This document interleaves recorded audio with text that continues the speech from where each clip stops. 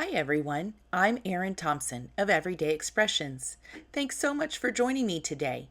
I am excited to share the new Ocean Odyssey April 2024 release from Picket Fence Studios.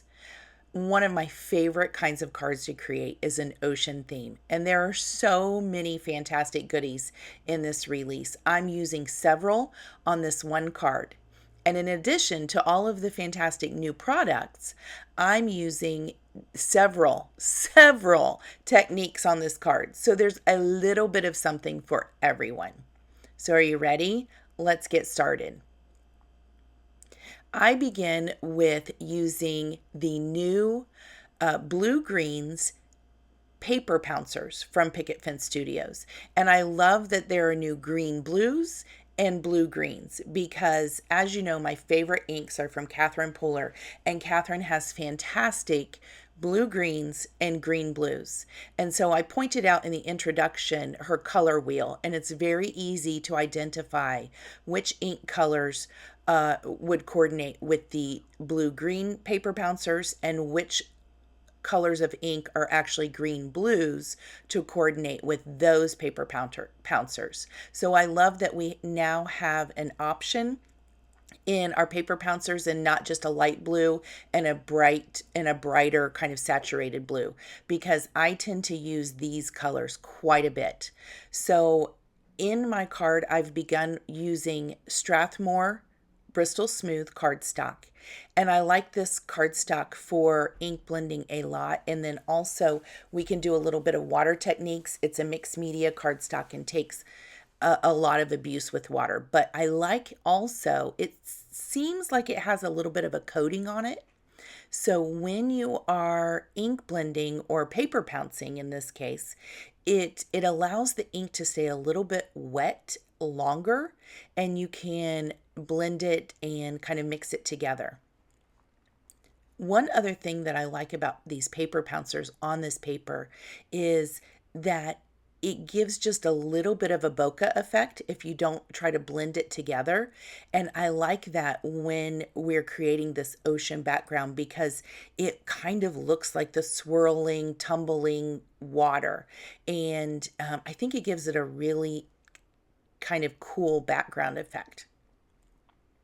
So you'll see I began with Cummerbund, moved to Fiesta Blue, added some Daydream, and I will tell you, Daydream is more of a green blue, and I was a little bit lazy and I used my blue-green paper pouncer, but I used Daydream with the other blue-green colors so often, I think it'll be fine. I wasn't really worried about it. And you'll see that I use that same blue-green paper pouncer with Juniper Mist, which is actually a true kind of earthy blue. So I'm not really worried about cross-contaminating them that much.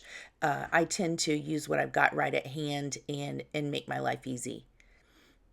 And I think it's just fine. Isn't that pretty? I added just a little bit of Juniper Mist at the bottom to really give it a dark blue effect. And there you see I'm spritzing with some water, picking it up with a paper towel, and then I'll dry it with my heat gun. So pretty. Now I'm using the Ocean Waves stencil.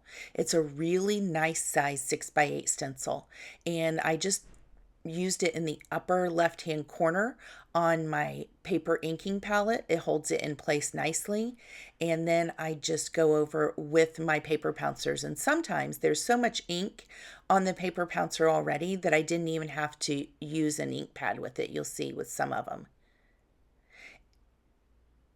So I ink it up with all of these, and then you'll see in a moment I clean off my stencil, probably off screen, so that it's all ready to use. And I'm going to use my Luxe Clear Twinkle Lights glaze with a spatula. And what I've done, you can't really tell, but I offset the stencil just a little bit from where I inked previously. It's just slightly offset so you can still see the inking, but now my paste through the stencil will be just dropped a little bit from the previous inking. One other tip when you're using these products is you'll want to right away clean off your mat and your stencil and your palette knife because it does tend to stick and dry. So I highly recommend going and cleaning that off with just a little bit of soap and water. If it's really sticky or something dried, I recommend using 90% alcohol and it cleans everything right up. Now I'm using the Seashells Waiting to Be Found stamps. I'm using almost all of the seashell stamps. I love the size of these. I think it's a beautifully detailed set. Add them to my MISTI, and I'm using my hand to kind of condition them. Now I inked with Versamark embossing ink, stamped them down, and now white Wow opaque embossing powder. Then I'm going to heat set that. And you'll see just for reference, I did also at the same time, I went ahead and inked up a panel using the metallic super fine gold embossing ink or embossing powder from Wow. And I loved that too. So I just wanted to give you a quick glimpse of that. But in the end, I've used the white. So now what you see here is I've already colored a couple of the seashells, and this one really gives you an idea of the process. But I've used my Kuretake Zig water brush markers. And I don't use these often, but these are seriously one of my favorite tools. And I always forget how fun it is to use them, how easy they are to use. And so I'm just glad that I used them on these detailed heat embossed stamps, because I think it's really easy and it's fun and gives such a pretty soft watercolor effect. If you have never tried the Zig water brush markers, but you love the look of watercoloring, I highly recommend trying them. You won't be disappointed. So I wanted you to see, I think this one gives enough of the process that I didn't want to bore you by showing each and every little seashell. But I began with a light, kind of creamy ivory peachy color. And I softened that by using a number 4 black velvet silver watercolor brush. And then I go in with a darker tan, and I think even a darker tan after that. And then you just have to softly move the color around. It blends so nicely.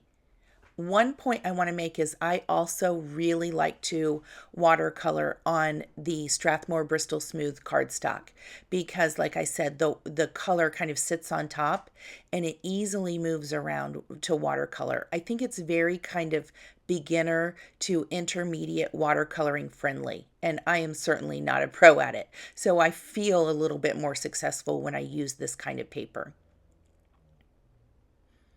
And one tip I have here is to have your water there in a palette close by, and then also a paper towel that you can dab off just a little bit of the water. I like using watercolor brushes much better than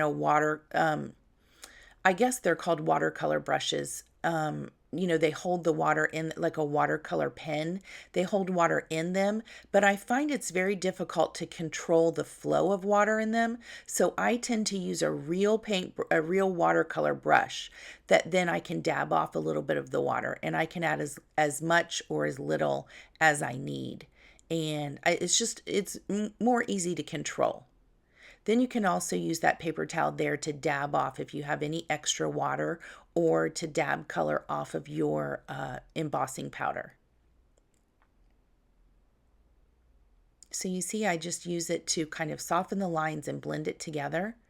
On this seashell, I added in some darker blues just to give it kind of a contrast. And I've found many seashells that have some of that pretty turquoise to darker color blue blended in with the natural kind of tans and pinks. So here I'm showing you pretty much the same process in the next larger seashell. This one I added in some pretty pinks and corals that you'll see in conch shells. So I begin with that lighter kind of tan peachy color. I add a little bit of the darker there. And I know I've sped up this video, but it truly is as easy as it looks. It has these markers have a beautiful brush nib, and there's so much detail on these beautiful stamps.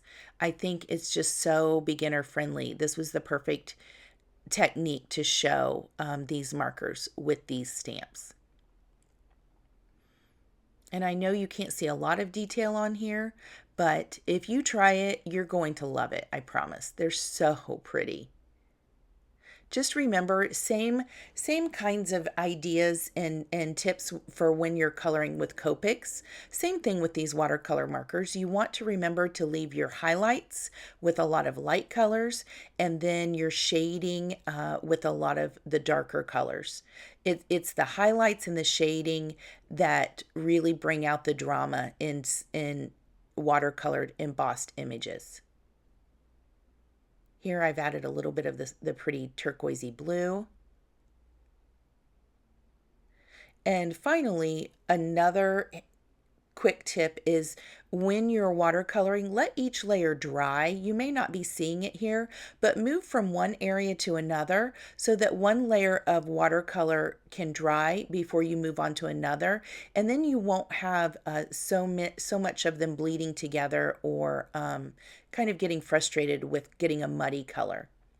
So there we go. They're all done. So now I just die cut these and set them to the side.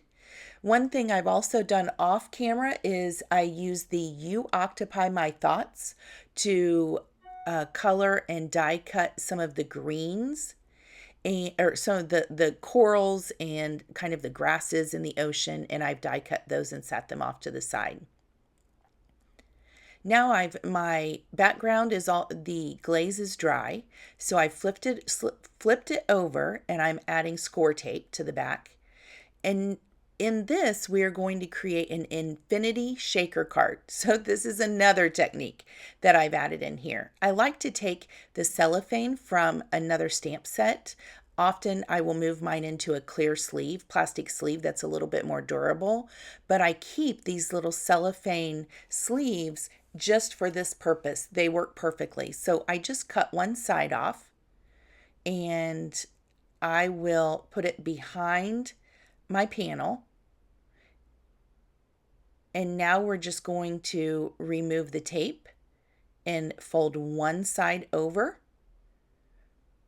I usually use a bone folder to create a crease and make sure it's all held down with the tape. And then I'm going to trim this one. You'll see you don't want to leave too much excess. You only need about a 1/2 inch all the way around. So I trim that off, and then I fold it over. And now we'll do the other side. Same thing. And you'll see I probably take my scissors here, and I do kind of miter the corners so you don't have too much bulk, but be very careful you don't cut too far into your corner because then your shaker mix will fall out. So just trim a little, but not all the way down to the corner. Now we have a pocket that we can add our shaker mix to. And there I've just used my finger instead of a bone folder to make sure that I have nice creases. Add that pretty shaker mix. That's from Picket Fence Studios, also in this release. Add a little bit more, because if you're going to make a shaker card, you want a lot of good shake in there, right? Now, a fun extra thing is I've taken some of the smaller seashells that I know I'm not going to use on the front, and I've added those into the shaker mix. And I love how it adds just a little bit more to that fun mix. Here we go, folding in the back. Once we have our mix in, I fold in the corners for that final one, fold that flap in. And now there I use my bone folder to go around and make sure everything is kind of stuck down and trim that excess off the back. And there you go. How cute is that shaker mix? I love that it's a very neutral palette on that mix. It doesn't detract from your scene. It just gives that beautiful kind of ocean hint of color, but not too much. So here I paper pounced the Daydreams ink and die cut the Find Me by the for the Find Me by the Sea dies. And now I'm creating, this is another fun technique. I'm using the zigs to create the like the look of a beach where the ocean is kind of coming together, and you have the foam and the pretty colors of the sand and the sea together. So first I used my zigs, and then I used some of the colors that we created the background to give that look of the ocean. So there are the colors together, and here is the trick. I'm using Dr. P.H. Martin's Bleed Proof White, and I take kind of a fuzzy cotton ball. Has a little bit of water on it. I take some of the P.H. Martins and mix them in my palette. There you go. Mixing that, I add quite a bit of water so it's pretty runny. And you'll have to play with the consistency to see what works for you. Now take that fuzzy cotton ball, dab some off, and now I'm dabbing that where the water would meet the sand and give that foam effect. I learned this technique from my friend Tanya at Peddler's Den, and I love this look. It definitely gives the idea of the foamy beach, and the little hairs on the cotton ball cause it to look like the spray or the foam kind of lapping from the water into the sand. Now I just take the paintbrush to add a little bit more so you have more of a defined line there along where the ocean would meet the beach. And then one more little tap with the cotton ball to blend it together. Make sure you heat set it so it's all dry before you die cut. And how cute now are those letters. So it's just a little trick in addition to all the others we've done. Now I'm going to add in my colored grasses and coral with one final seashell at the bottom. And I'm using glue. Usually I use a lot of tape, but I like that when you're using this acetate, and I might need them to stay wet a little longer to move them, to get them exactly where I want them to go. I like using glue for that reason. Now you'll see for the letters, I always begin with the middle words or letters. So I'm first starting with me and by. Those go in the middle, and then I'll add the find and the at the ends. I put a bunch of glue in a spot, and then I dab off to the side before adhering to the top. And one other hint is I use a paper towel, and that's just a little damp to remove any extra glue that I have. And you'll see finally there is the E for the middle, and then it's easier to place the other letters on each side of it. Dab that off. And then I'll add the S, and I'll remove any extra glue there also. And we are almost finished. What do you think? So many techniques going on in this card. You might use one of them, you might use all of them, but I can't wait to see what you create. Give it a good shake, and there you go. Thanks for joining me today. I hope you enjoyed it, and let me know what you think in the comments. And don't forget, this is the new Ocean Odyssey release from Picket Fence Studios. Please subscribe and like this video, and head over to Picket Fence Studios. Thanks so much, everyone. Bye-bye.